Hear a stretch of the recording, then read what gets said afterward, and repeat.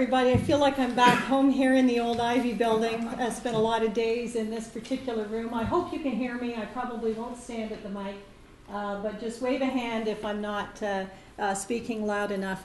It's a real honor to be here today and with my colleagues here who've also received the award. When I've read your bios, I just feel like so humbled about what I've done, what you've done, and I just feel really tremendously honored to be here. I thought, what do I say in 15 minutes? It is like, whoa. Oh, I figured there's only one thing I really need to do, and that is express gratitude. And the gratitude really for a variety of things. But let me just start with a few, see if I get this thing going here. A few aspects of gratitude. One for, essentially for me, when I think about anything I do in life, it is largely driven from the inspiration of so many people around me, and I think anybody in the room who knows me knows that to be truly the case. I just live such a treasured life, and I have 8 brothers and sisters, 3 of which are actually have traveled here to be here today. My parents are deceased. This is a picture taken around the time that I first came to Western in 1978, and I would have to say my parents were a real force to be reckoned with, still here with us today in spirit, and my family too, tremendous support for me. Then I look to my husband now of 30 years and my kids, Corey and Matt, who are here today, and wow, I am blessed every day of my life for what I get to do and who I have to support me. Then I look at, colleagues. This is, I was thinking it was taken here at Ivy, but it was elsewhere. This from a recent piece of work that I had done with colleagues, and I have many in the room today, and Ivy is just a tremendous, and I know that my colleagues are saying the same thing, a great place to be, a great place to be able to do work and flourish. There isn't a day go by that I don't feel pretty thankful for that. And then the students, and in this picture also executive mentors that I have in the class, many of, again, that are here today. So, and then on top of that, friends, I mean, I'm sure understand that kind of platform allows you to do some really exciting things. It's hard not to do well when you have that. And then I go to Western. I'm thankful to this university. I came in 1978. I have a colleague that I met here, Angela, as we both tried out for Western's volleyball team. We came to Western and had the best volleyball team in the country at the time, so a little shout out to athletics. Yes, they can matter. They can attract people to a university, and that's actually what mattered to me at the time. I was going to be a phys ed teacher, and lo and behold, as I arrived here, think about how this institution changed my view of the world. I took Business 20, classroom down the way, and all of a sudden the world of business was opened up to me. My father had been a social worker, my mother a nurse. Business was not a part of my life. And all of a sudden in Business 20, there was a new opportunity. That led subsequently to an MBA, and that's where I met my husband. So boy, I got a lot to be thankful for this Western. I kept trying to leave, but I kept returning. It seems more linear when you hear about these degrees, but it wasn't actually all that linear in terms of my attempts to leave, but always drawn back. So I'm thankful to the institution. I'm thankful to, with great gratitude, it's been a place for me truly to flourish.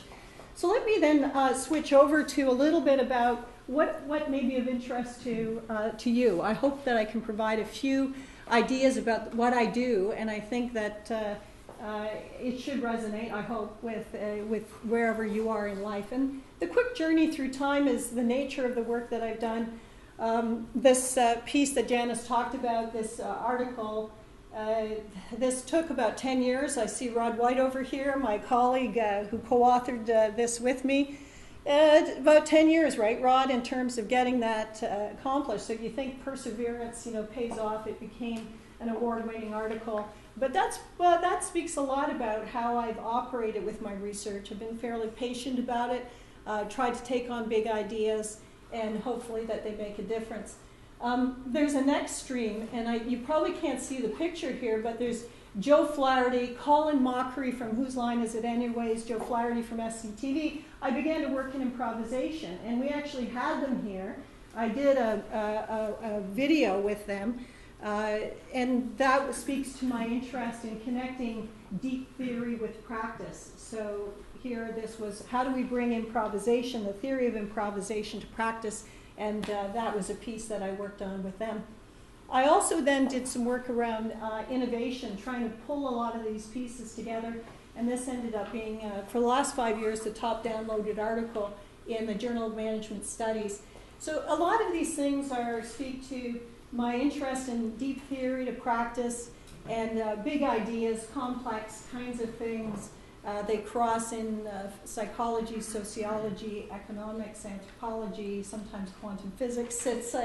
I really kind of wander in terms of where the interest takes me. But then in 2008, my colleagues and I decided to put leadership on trial with the economic crisis to say, what could we learn? And that really transformed a lot of my research agenda and my teaching agenda. And out of this particular piece of work, we had talked to 350 leaders across Canada, New York, London, England, Hong Kong. And we were getting a very consistent message from every single workshop that we were at, that one of the failings was around lack of character. Now, people didn't know what character was. They didn't know how to define it. They just knew that it mattered, and they turned to us to say, you guys figure it out. So there you go. You got a full research agenda, and somebody says, you figure it out. So that's exactly what we did. To give you a little pause on what we mean by this, then, when we talk about leadership, we're really talking about leader as disposition, not as position. So this applies to all of us in the room, right? It's where you often have to step outside norms to take action on things that stretch you. That's what we're really looking for, is that disposition. And then when we think about character, it's not this sort of good or bad person. Character is a habit of being, and it's a habit that we develop, and I'll talk in a moment about what that habit looks like. Excellence of character is captured by a set of behaviors that directly influence the development of competence, commitment to action, and ultimately performance. So the leadership model then that we subsequently worked with, and many organizations are now starting to adopt, is that we need character, competence, and commitment. Now, the hallmark of business schools is that center competency piece. We teach strategic organizational people, all sorts of business competencies, and what we wanted to add to the agenda was this piece about character. So with this particular work, then, again, there's a lot of research practice notion of it. That's kind of the way I've operated. Lots of stuff written about in the theoretical domain about it.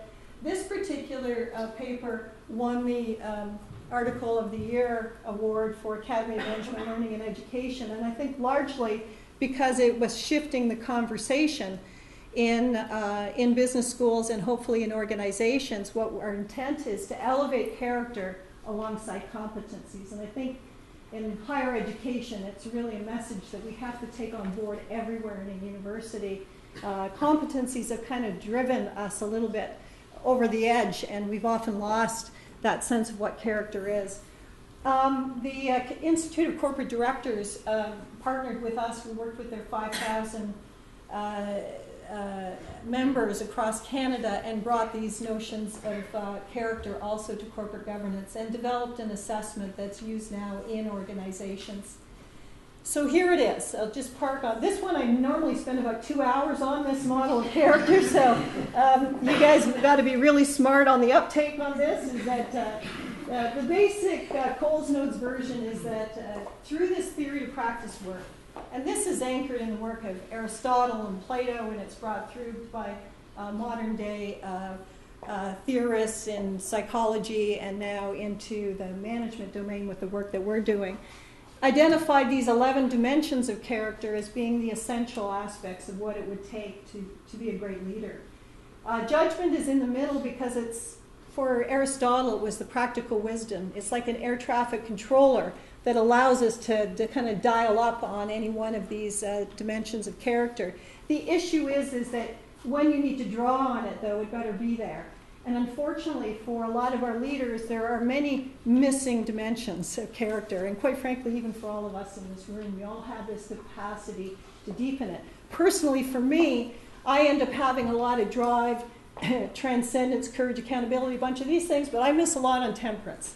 And over the last, a lot of my family's speaking to that, they're going, yes, yes, yes. Over the last 5 years, as I've worked in this area, it's probably a piece that I've worked on the most in terms of trying to understand how it is that I can exercise character to the fullest. I want to pause on that whole thing, let you digest it for a moment, because I would probably say that as an academic, a teacher and a scholar, what I rely on more than competence is character. When I think about my capacity as a researcher and a teacher, most of the time I have to look at things like transcendence, you know, my future orientation, my inspiration, my optimism, my creativity, my drive, my passion, my striving for excellence. Those are learned behaviors, and they're all things that we can develop. And the key piece is that, as Aristotle talked about, every one of these virtues becomes a vice, an excess, or deficiency. So where we have a high level of drive, for example, without the temperance, we just become that manic individual, you know, that's out there. We have high levels of accountability, but not humanity. You know, we become very impersonal in how we operate. And what we're finding in a lot of organizations, you would think you could never have too much integrity, but understand a situation where you have somebody who exercises a lot of candor. They're transparent, they're authentic, and as my colleague likes to say, they're authentic jerks. You know, they do not have the humanity, or they do not have the humility. And so what we want to pick up then is this ability then to develop all of these dimensions of character. So key ideas from this are that these virtues become vices in excess or deficiency. Character dimensions are interconnected. All of these pieces weave together and hopefully will support one another. That the character dimensions are non-negotiable in the sense that you don't just look at it and say, well, I don't like that humility, but I like drive, so I'm just going to go with drive and humility. Let somebody else be the humble person on the team. That's not the way character works, whereas some other personality variables work that way. It's exercised through judgment.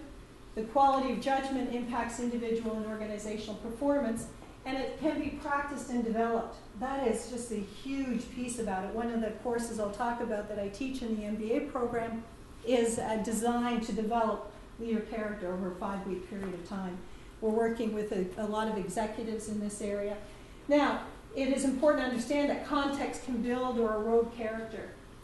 The article that I said was an award-winning article has this particular model in it, which talks about the situational pressures, the contextual environment that often ends up undermining, really, the quality of judgment and decision-making of individuals. You know, individuals lack the courage or the accountability to step up and do what needs to be done in a situation. Character is this bottom triangle, these values, virtues, and traits. My observation was that in a lot of organizations, we have character lobotomy. You know, people kind of come into the office and it's like, you know, the context shapes what it is that they do, compensation systems, and quite frankly, as academics, promotion and tenure systems. When you think about the journals that are out there, if you don't figure out what it is that you need to do and why you need to do it, you can find yourself in a situation where you're really making decisions that are not the best decisions for yourself or the organization. So I love this particular quote from Viktor Frankl, Man's Search for Meaning, and this, my brother Larry, who's in here, this is a picture he took of our cottage. My brothers and sisters all have a space. This is, to me, a very inspirational space for us as we look out. But between stimulus and response, there is a space. And in that space is our power to choose our response. In our response lies our growth and our freedom.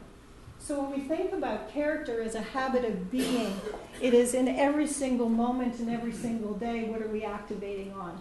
And what's that strength of character that's there? And it's that space that really interests me, and that's the piece that I want to work on transforming with individuals. In the teaching side, just give you a quick rundown of some of the things we've done. Stress testing character, worked with the Canadian military, brought our students out, and man, that was an eye-opening piece for them in terms of understanding strength of character. We've worked with London firefighters and with executives. So those are really great opportunities. Those are professions where character is absolutely essential, not simply the competence, and so it's been great working with them. And then for the mentors, executive mentors who are in this room, many have been just so supportive. These pictures from my transformational leadership class, so we're certainly doing a lot in the classroom around developing leadership character. This is a long kind of a piece, just gives you a sense of how the students respond to this work, and I'll read this out. It's from a student's journal that I was allowed to share. This is what I take forward with me. These little connections I make every day that help me on my path to living a meaningful and authentic life, towards always acting with integrity in my interactions with others. More than anything else I've done in Ivy, TL, that's the name of the course, has affected me on a molecular level, has reconfigured my very soul. That is a very, very touchy-feely thing for an eye roller like me to say, but I really feel it, and more than that, I feel confident enough in myself to say it, to write it. This is the kind of leader I want to be. Like you've done for me, Mary, I want to empower the people around me to find their best selves and own it, to trust in themselves. I want that to be my legacy. You know, and this is a comment, that kind of comment is just coming out student after student as they find and understand that their strength of character is a piece that's going to carry them forward. So last little slide I want to leave you with is maybe a thought to take away with you about character. It starts in our words. You know, watch your thoughts, they become your words. Watch your words, they become your actions. Watch your actions, they become habits. Watch your habits, they become character. Watch your character, it becomes your destiny. And I often say to my students, you know, ask yourself the question, who am I becoming while I'm busy doing? And when we think about character, we want to think about that opportunity that exists every single day to strengthen the character. And I feel so privileged to be able to do this work here at Western. And thank you for being able to share that with me today. Thank you.